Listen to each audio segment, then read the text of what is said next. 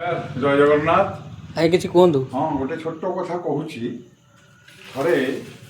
उद्धव कृष्ण को पचारे जे आज्ञा आपण 1.5 वर्ष बयस गिरी गोवर्धन को काणी आंगुठी धरी गोपपुर को 7 दिन वर्षार रक्षा कले आपण वर्षा बंद करदे नहीं।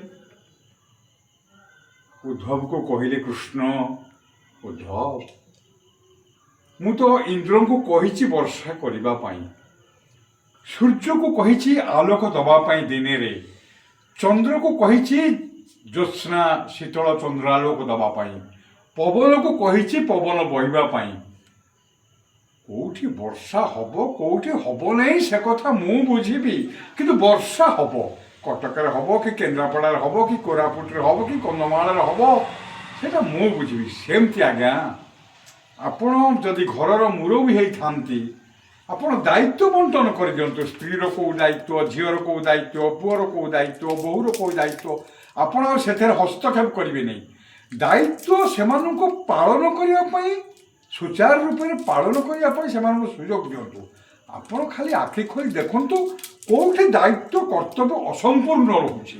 जय जगन्नाथ यहीटा कले समस्त को दायित्व बंटन कर ताहले परिवार भल रमस्त समस्त दायित्व मूल्यबोध तेणु दायित्व बंटन कर सुचारू रूपे गृहकर्ता हिसाब से रुहतु। जय जगन्नाथ जय गोविंद।